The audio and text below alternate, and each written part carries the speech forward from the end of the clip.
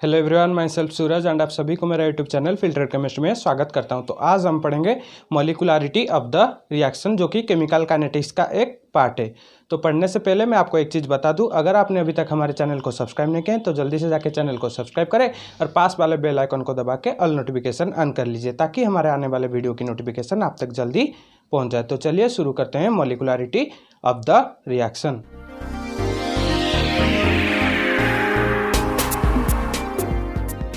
चलते हैं मॉलिक्युलरिटी of the reaction की ओर। तो इससे प्रीवियस पार्ट में हमने ऑर्डर ऑफ रिएक्शन को कम्प्लीटली डिस्क्राइब कर चुके हैं। अगर आपने वो वाला वीडियो नहीं देखा तो जल्दी से जाकर डिस्क्रिप्शन में लिंक दिया है, देख लीजिए। तो चलिए चलते हम मॉलिक्युलरिटी ऑफ द रिएक्शन की ओर। तो हमारा ये जो मॉलिक्युलरिटी है वो मॉलिक्युलरिटी क्या है, मॉलिक्युलरिटी क्या है, तो हम इसको डिस्क्राइब करेंगे। पहले इसका डेफिनेशन जान लेते हैं, उसके बाद इसको डिस्क्राइब करेंगे। मॉलिक्युलरिटी क्या है? The number of reacting species, the number of reacting species क्या है? The number of reacting species. उसके अंदर रिएक्टिंग स्पेसीज के अंदर हमारा क्या किया जाएगा ना, सच एज मॉलिक्यूल्स, मॉलिक्यूल्स जाएगा, एटम्स जाएगा और आयंस जाएगा, जो कि क्या करेंगे, कलाइड साइमल्टेनियसली, वो अपने आपस में कलाइड करेंगे। Which the number of reacting species which collide simultaneously, which collide simultaneously, which collide simultaneously to bring about a chemical reaction, to bring about a chemical reaction is called molecularity of the reaction, is called molecularity of the reaction। तो हमारा मॉलिक्युलरिटी of the reaction क्या हो गया? The number of reacting species. Number of reacting species यानी जो reactant है उसके अंदर जितने भी रिएक्टेंट है हमारे, वो मॉलिक्यूल हो सकता है, एटम सकता है और आयंस भी हो सकता है, जो कि अपने आप में साइमल्टेनियसली कलाइड करेंगे to bring about a chemical reaction. एक केमिकल रिएक्शन फॉर्मेशन करके एक प्रोडक्ट फॉर्मेशन करेंगे। जो नंबर ऑफ हमारा रिएक्टिंग स्पेसीज कलाइड करके प्रोडक्ट दे रहा है, उसी को हम बोलते हैं मॉलिक्युलरिटी ऑफ द रिएक्शन। तो चलिए चलते हैं, इसको एक्सप्लेन करते हैं कि हमारा कैसे यूनिमोलिकुलर, बाईमोलिकुलर, ट्राईमोलिकुलर कैसे हमारे रिएक्शन होते हैं। तो चलिए डिस्क्राइब करते हैं। तो चलिए चलते हैं, हम मॉलिक्युलरिटी को एक्सप्लेन करते हैं। हमारे पहले बीट में देखिए, when reaction involves the decomposition of a single reacting species is called unimolecular reaction. When a reaction involves decomposition of a single reacting species,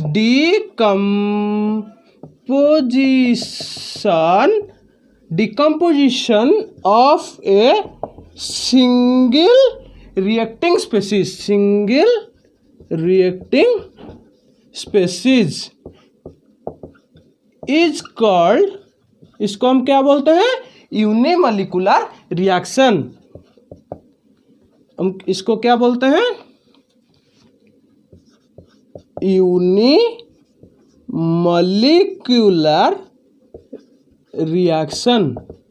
तो हम इसका एक एग्जांपल लेते हैं। यूनिमोलिकुलर रिएक्शन का एग्जांपल देखिए, हमारा जब PCl3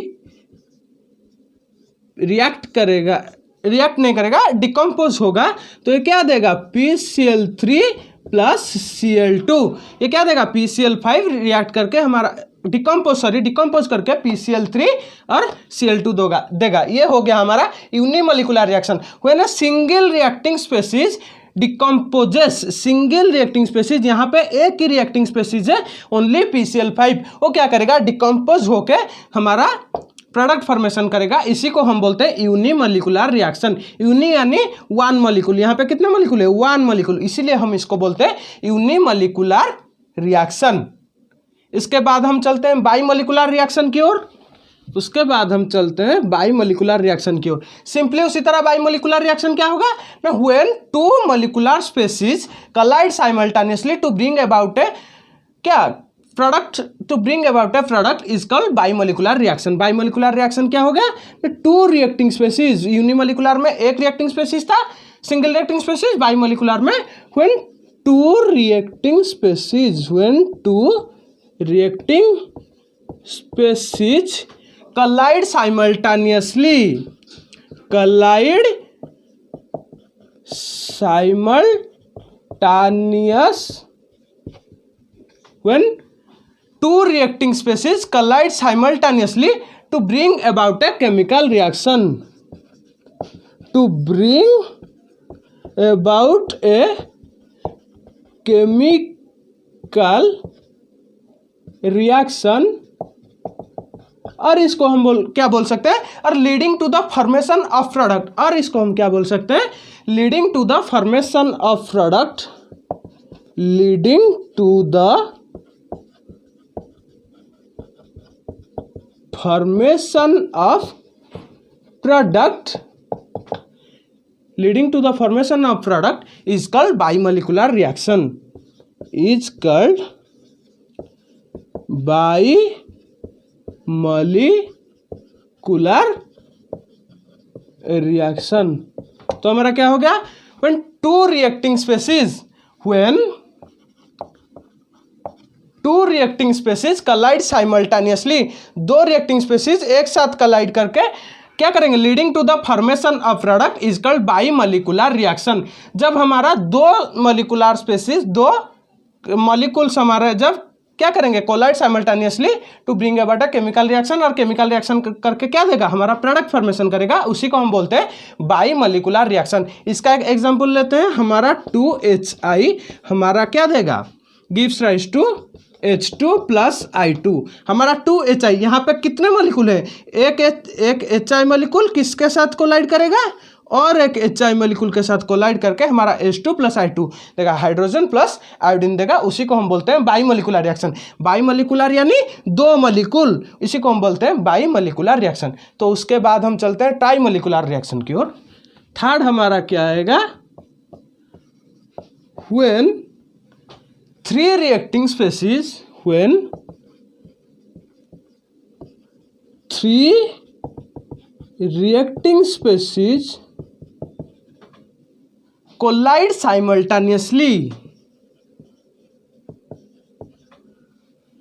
collide simultaneously, when three molecular species यानी three reacting species collide simultaneously in a single step of a reaction, यहाँ पे एक चीज ऐड होगा, in a single step of a reaction, single step of a reaction, when three reacting species collide simultaneously in a single step of a reaction to bring about the product, to bring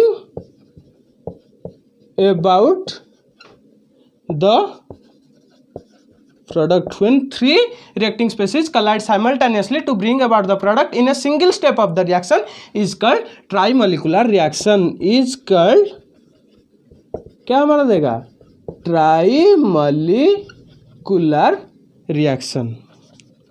तो हमारा ट्राईमोलिकुलर reaction क्या हो गया, जब हमारा तीन reactant species collide simultaneously एक साथ कलाइड करके हमारे एक ही स्टेप में कलाइड करेंगे। यानी देखिए हमारा पहले दो रिएक्टेंट स्पेसीज कलाइड होके उसके बाद जो प्रोडक्ट होगा उसके साथ हमारा थर्ड मॉलिक्यूल कलाइड नहीं कर सकता। एक साथ तीनों जब हमारा कलाइड करके प्रोडक्ट फॉर्मेशन करेंगे उसी को हम बोलते हैं trimolecular reaction. When three reacting species collide simultaneously in a single step of reaction to bring about the product और the leading to the formation of product is called trimolecular reaction. इसका एक example 2NO + O2 gives rise to 2NO2। देखिए यहाँ पे 3 molecule हमको चाहिए, 2 NO का molecule, एक ऑक्सीजन का मॉलिक्यूल जब हमारा कोलाइड करके क्या फॉर्मेशन देगा 2NO2। इसी को हम बोलते हैं ट्राई मॉलिक्यूलर रिएक्शन। तो ये हो गया हमारा मॉलिक्युलरिटी। इसके बाद आप एक्सपेक्ट कर रहे होंगे कि इसके बाद जब हमारा 4 मॉलिक्यूल एक साथ कोलाइड करेगा तो हमारा क्या देगा, टेट्रा मॉलिक्युलरिटी रिएक्शन। तो मैक्सिमम ऐसा नहीं होता। क्यों नहीं होता, देखिए मैंने क्या बोला, 3 रिएक्टेंट स्पीशीज एक साथ कोलाइड करेंगे। क्या करेंगे, एक साथ कोलाइड करेंगे। तो देखिए जब हमारा एक मॉलिक्यूल यानी यूनिमॉलिक्यूलर रिएक्शन में हमारा जब एक ही मॉलिक्यूल था तो वो क्या कर रहा था, डिकम्पोज करके 2 मॉलिक्यूल दे रहा था। उसके बाद हमारा जब बाईमॉलिक्यूलर रिएक्शन आया तो 2 मॉलिक्यूल हमारे कोलाइड करके जो प्रोडक्ट हमारा फॉर्मेशन करना चाहिए वो दिए। जब उसके बाद हमारा ट्राई मॉलिक्यूलर रिएक्शन आया तो 3 मॉलिक्यूल अपने आपस में कोलाइड करना चाहेंगे, जबकि हमारा थर्ड मॉलिक्यूल पहला और दूसरा के साथ एक साथ कोलाइड हो रहा है। देखिए इसको आप लीजिए तो एक साथ कोलाइड इसके साथ हो रहा है, इसको लीजिए इसके साथ एक साथ कोलाइड हो रहा है, इसको भी एक साथ, इसके इन दोनों के साथ एक साथ कोलाइड हो रहा है। तो ये पॉसिबल होकर प्रोडक्ट फॉर्मेशन करेगा। लेकिन आप जब टेट्रा मॉलिक्यूल को देखेंगे, देखिए हम 4 मॉलिक्यूल लेंगे तो आपको परफेक्ट कॉन्फ़िगरेशन नहीं मिलेगा कि वो 4 एक साथ कोलाइड कैसे करेंगे। देखिए आप 4 मॉलिक्यूल जो लेंगे 1 2 3 4, देखिए ये वाला मॉलिक्यूल मैक्सिमम इस दोनों के साथ कोलाइड कर पा रहा होगा, इसके साथ नहीं। तो इसी तरह ये भी इन दोनों के साथ कोलाइड कर रहेगा, इस दोनों के साथ नहीं। तो ये वाला भी इस दोनों के साथ कोलाइड करेगा, इसके साथ नहीं। तो उसी तरह ये परफेक्ट कॉन्फ़िगरेशन नहीं हो सकता, एक साथ चारों क्या करेंगे, कोलाइड नहीं हो सकते। इसीलिए ये टेट्रा मॉलिक्यूल वाला पॉसिबल नहीं हो सकता। मैक्सिमम ट्राई मॉलिक्यूलर के साथ हमारा पॉसिबल मॉलिक्युलरिटी होता है। तो मॉलिक्युलरिटी देखिए हमारा आइदर 1 होगा या 2 होगा या 3 होगा, एक होल नंबर होगा, वो कभी भी फ्रैक्शन नहीं हो सकता या 0 नहीं हो सकता। 0 तो कभी भी नहीं हो सकता। आप अगर प्रोडक्ट ही नहीं लेंगे तो आप अगर रिएक्टेंट ही नहीं लेंगे तो प्रोडक्ट कहाँ से पाएंगे। तो हमारा मॉलिक्युलरिटी होल नंबर होगा, कभी भी क्या नहीं होगा, फ्रैक्शन नहीं होगा या 0 नहीं होगा। तो ये था हमारा मॉलिक्युलरिटी। तो चलिए अभी हम देखते हैं हमारे जो मॉलिक्युलरिटी और ऑर्डर ऑफ द रिएक्शन के अंदर जो डिफरेंसेस है उसको अभी हम देखते हैं। तो चलिए चलते हैं, इस साइड हम रखेंगे ऑर्डर ऑफ द रिएक्शन और उस दूसरे साइड हम रखेंगे मॉलिक्युलरिटी को। तो ऑर्डर ऑफ द रिएक्शन का फर्स्ट पॉइंट क्या होगा, the number of reactant species, the sum of, वो हो गया हमारा मॉलिक्युलरिटी। पहले हम ऑर्डर को लिखेंगे, the sum of the powers of the molar concentration of the reactants in the rate law is called order of the reaction. क्या हो गया, the sum of the powers of the sum of the powers of the molar concentration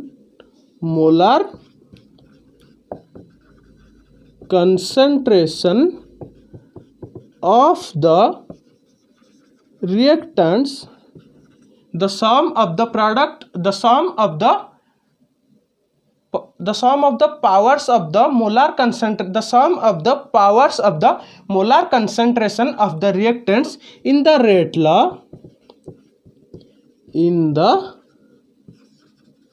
law is called order of reaction। तो हमारा order of reaction क्या हो गया ना, the sum of the powers of the molar concentration of the reactants in the rate law is called order of the reaction। इसी को हम बोलते हैं ऑर्डर। तो मॉलिक्युलरिटी का पहला पॉइंट क्या होगा, molecularity is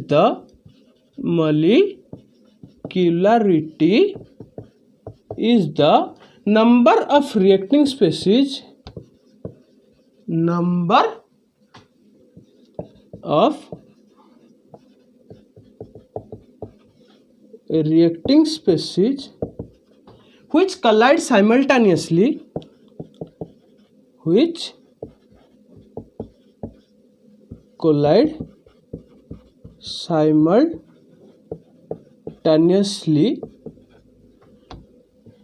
to bring about a chemical reaction in a single step of reaction। Molecularity क्या है? द नंबर, अभी हम जस्ट पढ़े हैं, the number of reacting species which collide simultaneously to bring about a chemical reaction in a single step of the reaction is called molecularity of the reaction. तो order of reaction का दूसरा point क्या होगा? Order of the reaction can be a whole number और can be a fraction और zero. Order of reaction it can be a whole number, ये क्या हो सकता है? एक होल नंबर हो सकता है। It can be a whole number, fraction और जीरो। ये क्या हो सकता है? होल नंबर हो सकता है, फ्रैक्शन हो सकता है या फिर जीरो भी हो सकता है। लेकिन मॉलिकुलरिटी क्या होगा? It can always be a whole number. ये ऑलवेज क्या देगा? Always be a whole number, never be fraction, never be zero, always a whole number. तो ये हो गया हमारा दूसरा पॉइंट। उसके बाद हम चलते हैं तीसरा पॉइंट की ओर। तो हमारा ऑर्डर का तीसरा पॉइंट क्या आएगा? It pertains to the reaction as a whole. क्या? It pertains to the reaction as a whole, यानी अगर हम एक रिएक्शन का ऑर्डर निकालना चाहेंगे तो हमको पूरा होल रिएक्शन को स्टडी करना पड़ेगा। इसीलिए ये क्या है? It pertains to the reaction as a whole, इसका मतलब यही है। और मॉलिकुलरिटी के केस में थर्ड पॉइंट क्या होगा? It pertains to the reaction as a single step reaction और single step of a reaction.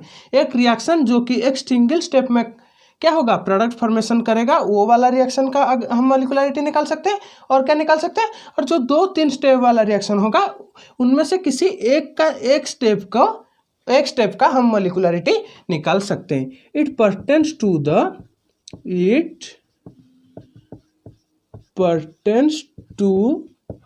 The single step reaction, pertains to the single step reaction और single step of a reaction, single step of a reaction.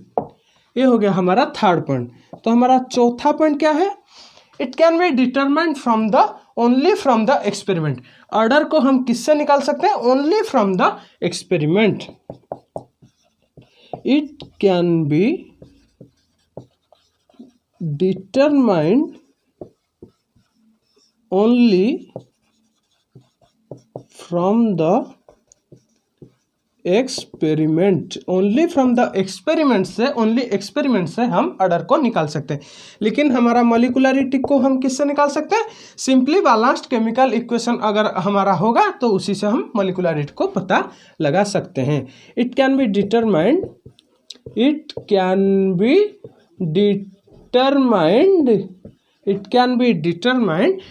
from the simple balanced chemical equation. It can be determined from the simple balanced chemical equation। Simple balanced chemical equation के तहत हम इसको molecularity को निकाल सकते हैं। तो हमारा फिफ्थ पॉइंट क्या आएगा?